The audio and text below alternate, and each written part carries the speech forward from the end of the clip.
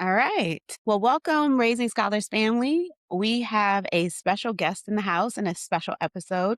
Today, I'm going to be interviewing Dericka Oddoye. She is a mom of three boys, a friend, one of the most creative women I know, an engineer, and her three boys I've had the pleasure of working with in my learning center, Ethan, Gavin, and Landon. Ethan just graduated high school, class of 2026, and is heading to Syracuse in the fall.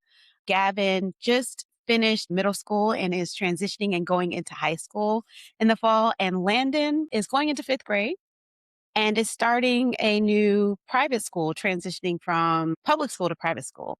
So before we get into their journey, Dericka, just tell me about the engineer and not the mom resume, but just tell me who you are.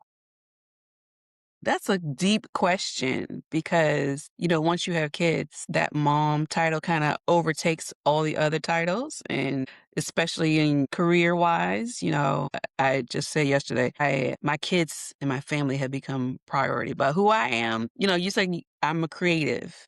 So my brain is constantly going about how to do things differently, how to do things more concisely. I'm a problem solver. And whether that's me with my engineering cap on, me with my mom cap on, or me being creative, throwing parties, making t-shirts, doing fun, creative stuff with my family and friends. I think the title of creative and with that being a problem solver is kind of who I am. Solving the problem of life. How can we enjoy life? How can we progress in life? How can we make the best of it? I definitely understand, especially when you talked about once we become mothers, how that seems to change us. And sometimes I think we can lose ourselves in that piece. I'm sure there's someone listening right now who, as a mom, has maybe changed. So, what would you say? I mean, Ethan is now 18. So, you've been a mom for almost 2 decades. How have you changed as a mom from when Ethan was younger and having two children subsequent to that to the mom you are today? I think probably the biggest change since Ethan was young is that I've learned that it's okay to outsource help. You try to do everything. Moms, we try to have our capes on. And we're going to solve all the problems our kids have. We're going to be the nurse. We're going to, be the chef. We're going to be everything that they need. And sometimes we just don't have that kind of capacity. And so I think realizing it's okay that you don't have the full capacity to do everything yourself and to outsource for help.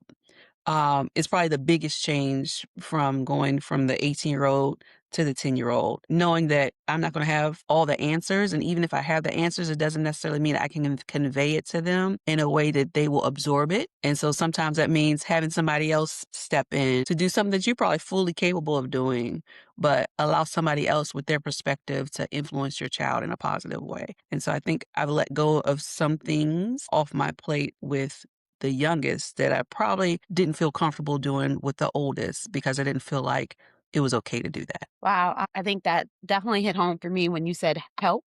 Something I still, also being a mom of almost two decades, that I struggled with. And I'm sure there's somebody out there that could definitely relate to that as well. Was there ever a moment, or can you remember that time of when it was just like, I have to ask for help, like, and it's okay? So I will tell you, Ethan probably was going into second grade, first or second grade. And it was the first time I had to reach out to the teachers to actually tutor me so that I could help him with his homework. And this was the Common Core layout of, that whole big rollout of Common Core. And like you said in my introduction, I'm an engineer. I've taken every math there is under the sun.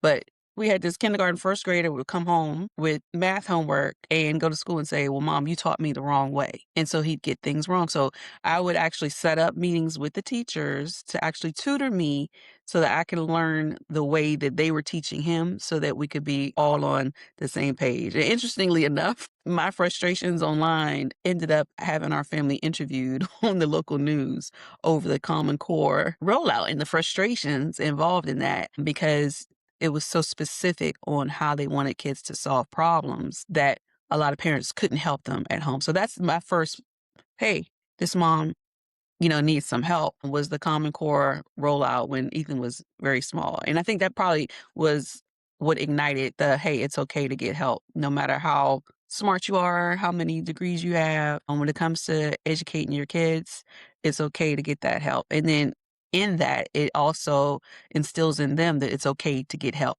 outside of mom and dad. When you're in the classroom, raise your hand, ask questions, go to the help learning center, whatever math learning center that they have, whatever resources they have, it's okay to get that extra help. Well, I can definitely say I'm kinda happy that that happened because that's probably how you and I became Yes. connected, and living that same parallel. Because having, Julia and Ethan are in the same grade, and like you said, it was their year. I think it was when they were going into kindergarten, Common Core had just started in our state. Hmm. And we were learning it as, they were learning it as well, and even some of the teachers were still learning it They were. what's the best way to figure this out and how we were gonna roll this out for our kids, and luckily, for the parents now that kids are in elementary school, it's been, what, 12 years because our Hmm. kids have been through it 12, 13 years now that it's been rolled out in our state. And so they've kinda learned it a little bit better, but I'm just so grateful because we had that opportunity to connect in that way. And one of the things I talk about is instruction. Both of us are also engineers. There's a lot of parallelisms that we have in our lives. And I was that same parent saying, wow, I should know how to do this. And I'm struggling to Yeah. teach my Yes. kid. And who can I get to help to do that? With Ethan and Gavin and Landon, they're three, and I've had the opportunity to work with all three of them are completely different human beings. Hmm. Walk me through each of them and how you parent each one of them differently and what they've taught you that the others didn't. So it's probably easiest to describe each of them by the nicknames that they've kind of acquired. Okay. So Ethan, the 18-year-old, his last nickname that kind of stuck with him that I will throw in once in a while is Showtime. So Ethan is Showtime. Ethan's all about, he wants to be in whatever's going on. He's not shy, he'll tell jokes. He is Showtime. And learning wise, because he likes to be popular, is very important for him to also have the academic strength as well. He's a athlete, no shape or form was he ever gonna wanna be what some might call like a dumb jock. He wants to be he wants to be, liked by everybody and never have anything negative about him. And so Ethan, each child has something that motivates them. Ethan likes to shop, always has liked to shop, even when he was little. So the way we would reward good grades for him on his report card was money so that he could shop. And that's worked up to now. I'm just, his report card was released last week, even as a senior.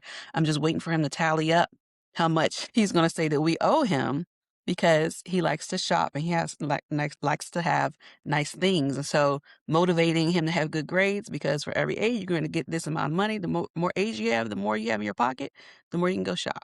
So that's Ethan. Now, he was kind of easy to figure out. Gavin, the 14-year-old, his nickname is the professor. And he's had that nickname since he probably was 2 years old. And when he was like about two, he even wore little glasses that really made that nickname stick.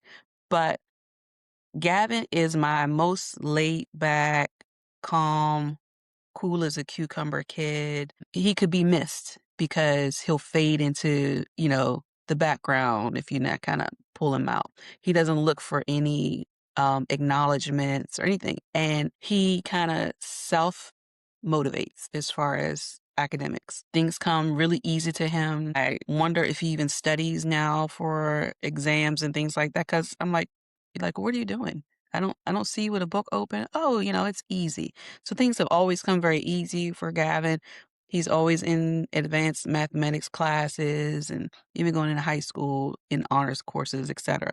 He's the kid that you have to pull him out more socially than academically. He doesn't like a lot of people around. We went to the World Cup game yesterday and I think had a little anxiety because there was 68,000 people, but we have to push him into a lot of environments or he'll just miss out. But academically sound, the professor. Landon, the last one, I initially gave him the nickname of the gentleman, but that's before he could speak. And then other people gave him the nickname of the professor. And that, no, the professor's number two. He was the supervisor. So he's the supervisor. Since he could talk, he's become the supervisor because he likes to tell people what to do. He monitors what other people are doing and he will report what you're doing. Most recently, as he's been in the environment of the older brothers at their school, and it's funny, even in some other environments, people have been calling him Mr. President. So this kid automatically, for some reason, has, as the kids say, this type of aura where he's a leader. And with that type of personality, and you know this, he often feels like he's older than he actually is. And in that, we run into some authority issues where he may think that the person teaching, and he may question the person that's teaching their validity. Do you know what you're really talking about that you're telling me to do? And so finding ways to motivate him, he's not motivated by money. He's not a self motivator. I've learned, and I always tell his teachers and educators, what motivates Landon is a glimpse or some kind of idea of what the output would be. He wants a return on his investment. So if you're telling me I have to learn this, why do I have to learn this? And how does it benefit me? Which is difficult when you're dealing with a 10-year-old to tell you why you have to learn this and how you need it in the future. But him, he's like, before I invest my time, what do I get out of it? And so that's been like an ongoing thing with him to motivate him on, trying to figure out how do I tell this kid how he's going to use it in the future and what he needs to do with this? Why he needs it is a big question. Each of them have taught me something different, and all of them require something different parenting wise. The oldest always says, "Oh, when I was his age, I never got away with this. You must be getting old and tired because," but even with discipline, you talk about disciplining kids is different. Each child you have to discipline differently because they're just made differently. Even in the same house, exposed to the same different things, the same things don't motivate them, and the same things don't course correct for them. And so Lena has been the last one, has been the most challenging as far as motivating him, specifically in math. He loves reading. He'll read all day, but specifically in math because he's like, can't I just use a calculator? Calculators do this. Why are we wasting time with that sort of thing? So, these kids just have so many resources and access to things that now they like to question why. Why do we do it this way? So love them all equally, but they all require something different from us as parents, especially when it comes to motivating them educationally. I definitely get that because even as their instructor, they each needed something different. And Mhm. I'm so lucky that I got to experience them. I mean, I have more than one child myself. So I know that kids are different. And then just, amount of kids I've worked with over the years, I see it. My nickname for Landon is Mr. CEO. So That it falls falls in line. along to my Oh, yeah. Oh, yeah. the He wants to be in president, the office. He wants to be in the office. He got in trouble in school once and had to go to the principal's office, and none of his older brothers had ever had to go into the principal's office. This kid came home ranting and raving about his experience in the principal's office. Why? Because he could see on the monitors everything that was happening in the school, and he loved to eat lunch in there every day because he's like, no, he wants to be leadership. He wants to be able to see from the office and know everything that's happening, know that everybody's doing what they're supposed to be doing. So, hey, I'm okay with the CEO. Let's hope and pray. as I tell him, I said, there's some things you just have to do to get you to that place. Right. Eventually, he will probably be there. And that's one thing about leadership is just being able to question authority at such a young age is a skill that he has that's actually going to take him very far. Mhm. I want to know, and I'm sure there's other parents out there that have their Landons. Strong will, which is Mhm. also one of his best characteristics because that's what's going to push him through and to get him to the next level.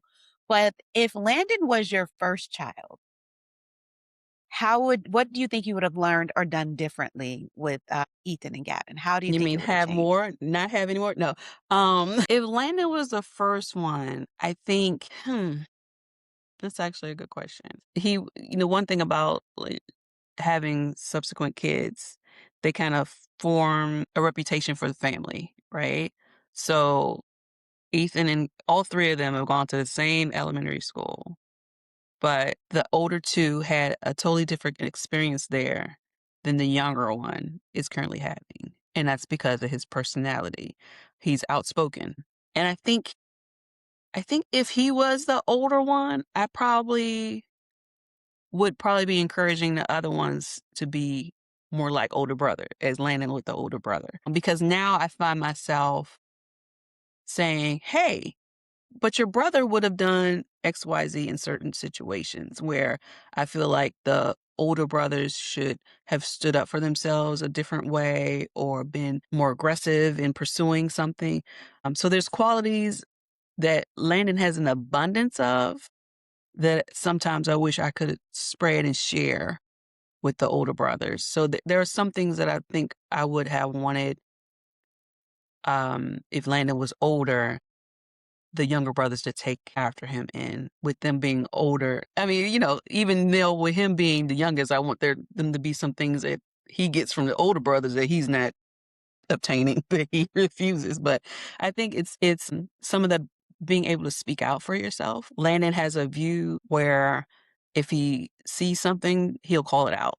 Whereas the older brothers, they'll like come and tell me kind of after the fact, and then we'll review and say, well, why didn't you do XYZ this way or whatever? Where the with Landon, it's like, oh my gosh, you said what? But yeah, I mean, if that's how I probably would have handled it, but you just don't expect it from a 10-year-old to have that kind of lens that he has for certain situations.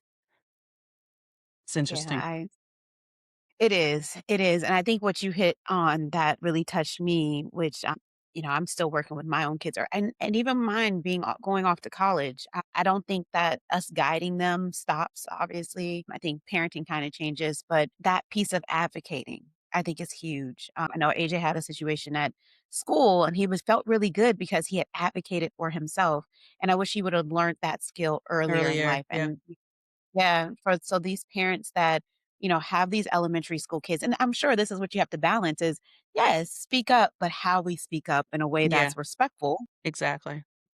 so that actually could be heard and land for those adults that really actually need to hear it, is probably the hardest piece 'cause, he said some things to me that I was like, "He's absolutely right. But it hurt, There's some as an things in my adult, I think establishment that need to fix." we have a hard time accepting hearing some things from a little kid where we feel like you should stay in your place. Kids should stay in your place. But, sometimes they say things that are very true. And so later on you reflect on that. But it kind of it's upsetting sometimes when a little kid kind of steps on your toes the way that they, they know how to do. And he just calls it like he sees it. And there's no way. I've been trying to kind of help him soften how he delivers sometimes. And it's not working. He's kind of brutally honest with everyone. And I think especially with teachers, especially when he gets frustrated with not grasping something, he wants to grasp something quickly. And if he doesn't grasp it quickly, then that adds to his frustration. And then it's, how it goes. Well, talking about being brutally honest, like I said, he has told me how I can improve my establishment, and I appreciate it. But he It also gives stung the you first business time he said it. ideas. He gives you business ideas too. It stung the first time he said it, but when I looked at it, it was he has a lens and has an eye for things that most 10-year-olds, and he was doing this before 10, Yeah, could actually do. So those parents that are like, "Ooh, what do I do?" It's probably their greatest gift. it is. It is. And we just have to, like I said, help them mold it and shape it. But to also, because we've been very honest with one another through this whole conversation, because that's just how our relationship is. But tell us, was there ever a season where you almost wanted to quit? On a routine, on a child, or just on all of it? It can get very tough sometimes for, parents to just keep doing what you do. You always wanna quit. And I will say, Landon sometimes will once you're putting like resources and resources and resources into something and then your child isn't like receptive to it, it is like, wait, because that also takes your time, your attention, you're investing, you're investing, you're investing. But you can't. I think with let me see, is there a specific time I wanted to quit? You never wanna quit being a mom, but sometimes you do wanna quit the extra stuff. So, I'm a proponent of keeping kids active, actively engaged. So, there's never been a time where my kids could just come straight home from school and have nothing. And so, especially like this senior year, there's been times where I'm like, "Why I would love to be like my kids on the bus, they come home from school, on the bus, boom, done." But our evenings are full all the time. Yeah. Um, and so sometimes you look and you see other parents and you're like, "Hey, they're not doing what I'm doing. Do I really need to be doing all of this?" Whether it's the soccer practices, the football practices, the additional tutoring, the soccer training, in addition to the soccer practices, the hockey, the golf, the lacrosse. My kids have always had something outside of school, usually probably 2 seasons out of the year. And then when you have 3 kids, that just equates to every season. And in summertime, you constantly want them to stay busy. So there have been times where I look and say, is it really value added for me to not only be investing the money, because the money is a whole different subject, but the time it takes out of my schedule where I could possibly be doing other things for me. I'd love to go to Pilates in the evening, but no, I'm at soccer practice. So that's the only thing that makes you question or want to quit. But I do know that we have had times of like lull where the kids weren't doing something, I didn't like how they were spending their time and then I was missing it too. So if I were to quit something, the only thing I've thought about is that after school extracurricular activities. But I've seen the results of having them be busy and having things, and especially with, the oldest now completing high school. That's like return on investment where you kind of see, and in comparison to other kids who were not involved in the extracurriculars and were just coming home from school and they don't watch TV anymore. They get behind computers and YouTube and everything. So that's just, you think about what if I were to reclaim my time? But the return that we now see on the time that we've invested in the kids, especially with Ethan, my experiment, the hamster on, I'm starting to see what all that amounted to, and there's no way I would ever take that back. Yeah, it's a tough one because we don't know what the outcome is going to be, right? We do our best with what we're given. And I would honestly say you and your husband have done a fantastic job. I'm so proud of Ethan, him going off to college and going away. And, I'm experiencing that too. And I guess now you might have a little bit more time because instead of three in the home coordinating schedules, I mean, granted, it's a little different with them being away. So you're going to have a little bit more time to yourself. But how are you really doing with Ethan leaving? Have you thought about what you're gonna do with that time? And, are you gonna reinvest it in the kids? How are you doing with that? I know he hasn't left yet, but Right. it's gotta be on your horizon. So I actually don't see myself as gaining any time with him being gone. I don't like how am I going because he's been so independent. Like he's been driving himself back and forth to school. He's actually relieved me of time with his younger brothers in some ways because, Gavin rode to school with him and stayed at school for after school activities with him. I could call him and say, "Hey, pick up Landon from such and such a place or run him," So I think I'm actually gonna lose some time because I had a helper. I had an errand boy. But yeah, so and if the little bit of time that I think if there was time, I think I'd be reinvesting that, right? So the time that I now gain from Ethan being gone, I feel like I'd be spreading that across the other 2 brothers now. I'd be working with Gavin for high school and the college prep stuff. I think the type of person I am, I would find a way to reinvest that into the other brothers. I just see that happening. And I have had no emotion about him leaving. 0. I'll prepare you come It'll August. be drop off. We'll It'll be have to drop off. connect. We'll have to connect during It'll after be drop drop off off. for sure. But no, you're right. I had the opportunity to be at the graduation party for Ethan and talk to Gavin. And I think that was where he said he's really gonna miss his brother the most is their car rides out to school and, that time that they spent together. Yeah, they So, become yes, very, very close from Gavin being the passenger for their drives and stuff. So that'll be, me trying to fill in the time that he had with his we usually have with his brother in some kind of constructive way, and making sure he has the emotional support from his brother going away to school. yeah. I think actually it might even be a great space for you guys to have that time. I know when AJ went to high school that and I see it more with boys than I see it with girls. They and you may have saw it with Ethan. It can be a challenging time for them. So, like I said, I've seen it with some of my students and even just some family members where the boys are can start to kind of not be their full selves because they're navigating a very a different space, becoming young men and things changing. I think I see it more so with the girls in middle school, but I Right. see it more with the boys in high school. So that opportunity to have those car rides might actually be the blessing that's in disguise, Yeah. to really see, especially for, like you say, a quieter one. So Yeah, might because be he a good also has that transition. He's transitioning into high school too, which is a big change. It'll be yeah. his first year not having his brother in the same institution with him because the past 3 years they've been on the same campus. So a lot of change happening for him, and I think, yeah, he'll get some additional emotional support, opportunity for us to, he'll be the oldest in the house for the first time. So Yeah, opportunity to, get to know him in a different way now. yeah. Different, like you said, different household. Still always gonna be Yeah. mother of 3, but just 2 actively in the house that you're running around and having to cook for and pick up stinky socks, I guess. Yes. Oh my gosh. So, if you could go back to when Ethan was in, let's say, 3rd grade before all of this, or back to that 2nd grade place of, identifying where there might have been, learning things new and tell the version of yourself back then one thing, what would you tell her?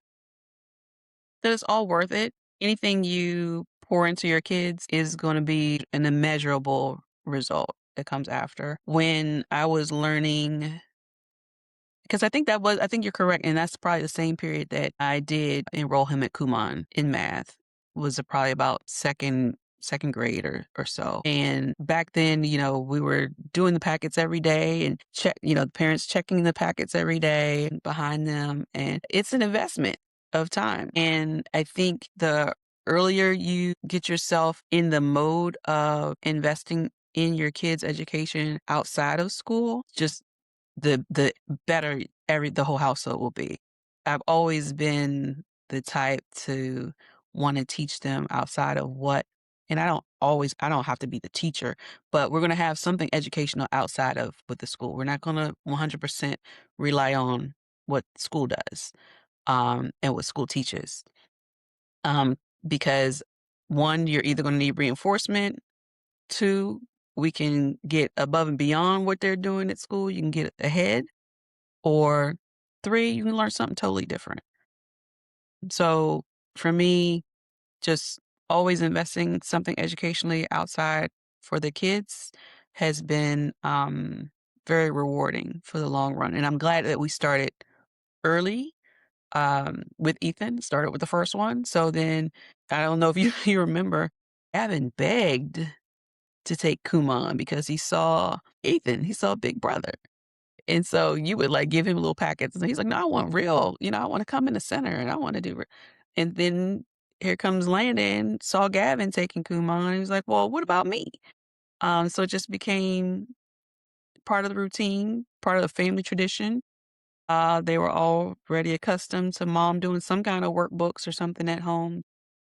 Uh, there's no way that you could lose when you're fueling them with extra after school or on the weekends in that extra time where they could just be letting their brain cells die. We're gonna keep them activated. So I'm glad we did that early with Ethan because the brothers could just follow behind. I'm gonna, put my Landon hat on and say, yes, your ROI has been fulfilled. Yeah, they're all A lot of doing times they really don't well. see it right away. They don't see it right away, but No, they it's don't. later and when it's They like, don't. This isn't as difficult. And they laugh, and, Ethan they tell jokes and stuff about the Kumon days now, you know? It's like a bond that they had. "Remember mom took us to Kumon?" They tell jokes, and it's a whole thing. So, and anyway, with Landon, when he complains, "Well, why do I?" "Because your brothers did. Your brothers did it." So, it answers for itself. I always say it's establishing that routine that is just what we do, you know? That's what we do. Like, I think one of the things where we are definitely, on the same page with is education is a priority in the household, and this is just what we do. Mhm. And when it's started early, then there's less complaints about doing it. When it's a tradition almost, it's like, "Oh, this is just what we do," and it carries them, I think, into the future for sure. Yeah. And it doesn't have to be about when you're falling behind. And I think that was the biggest thing is just, let's get extra reinforcement so you don't have the opportunity to fall behind. You can stay ahead, especially with Gavin where things just came so easy for him. Why am I taking Kumon? I'm not failing. I'm not this. It's not about that. Let's get ahead, and it really did boost him where now he's, taking it all the advanced stuff. And I think it's because we just got in the habit of, hey, how far ahead can you get? Can you master this and then move on to the next at your pace? So for the mom that's listening right now, who can't see the other side, right? Who has that preschooler that's starting kindergarten in the fall or a third grader who's struggling, who can't imagine what Ethan looks like. She can't imagine her own Ethan going off to college right now because she's in the midst of, the Chaos. beginning. Yes, exactly. That is the exact word. And we agree. What do you want her to know? It does get easier. So I have this thing about training my children. You train them so that you can not only they do, but you can do the things that you enjoy doing. So whatever that is, you train them for it. When they were 3 months old, we got passports. Why? Because we like to travel, and we weren't gonna let having kids keep us from being able to explore the world. So they got passports, and we started training them to travel. They started doing Ethan was 18 months old when he first went to London on a long flight. The more they do it, the more it becomes part of them and they get acclimated to them. So, I even told, you do potty training. Why? Because you don't want to do diapers all the time. We train them. It's all about training. So whether that training is, potty training, whether it's training for travel or training for a sport, training educationally, we all practice these things and we get trainers for it. In relation to that, I felt like Kumon was training for the kids just as important as, Ethan played lacrosse. We had a lacrosse trainer. Lana has a soccer trainer. Gavin had a golf trainer. So we train for the things that we want to master and become better in. So education is the same thing. We get outside trainers. You just don't go to your soccer practice. You just don't go to your lacrosse practice. You also have an outside trainer to train the individual.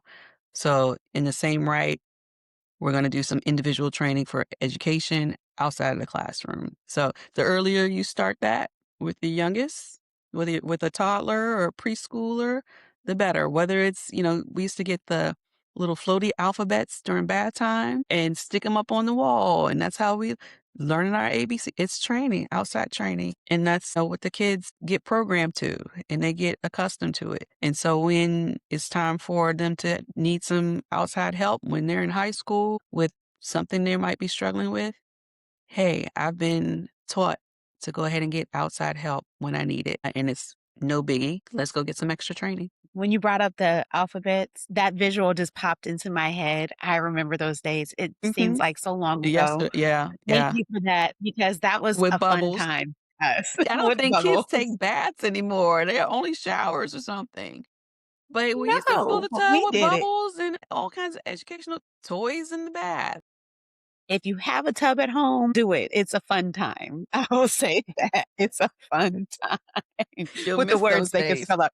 Yes. Right. They're like, "Oh, that's not a word. It's a word, but it's not a word we use in this household," as they're putting Yep. letters up on Yep. the tub. Yep. And even, even when they Like, start I remember when they started spelling, which I don't think they even do in school anymore, but they would come home with, like, little flashcards to spell words when they were in, like, daycare, and I would use painter's tape and tape up the words on the wall, like, by their bed so that we would, review it when they wake up or review it when they go before they go to bed, just extra training. It doesn't have to be anything too over the top, but the more they see it, the more they learn it. That's so true. Well, Dericka, I just want to thank you, one, for saying this thing about training, because as we know, what they say, train a child in the way that they should go, and when they get old, they will never They don't depart from depart it. from your And way. I believe that is so true. And especially as we have children that are moving on to college where they're not going to be under our peer view and we don't necessarily know what's going on, we can have the confidence that we have trained them well, that they'll make good decisions and that they will be the great human beings that we have helped to pour and to create, as we say, bringing them into this new phase of life that they're going into. I'm just so appreciative of you as a friend, as a support system, because, there are times that we go through things and we're there for one another. So I just want to thank you for that. Thank you for taking the time today to be a guest on this show. You are my first interview, and I appreciate it for you to share your story about your amazing three boys. Like I said, I've had the opportunity to work with each of them, and they've taught me so much. And as I was at Ethan's graduation party, I told him, this doesn't end. It didn't end when you were in Kumon. I'm still Nope. around and I'm Y gonna be we around. don't go And away. if they need me, we are there for them as I really do believe that it does take a village to raise a child. And I'm just grateful that you are a part of my village and I'm a part of yours. I also just want to tell, the audience, share this with that mom who is either starting the journey with their kids, starting where they're going off to school and they don't know what to expect, or even the ones that have kids that are going off to college, because we could probably use this to laugh and to reminisce and to remember. I just want to close with, your child does not need a perfect parent. They just need a present one, and we'll do our best. So thank you. You're Thank you to our welcome. Raising Scholars family, and we'll see you next time. See ya.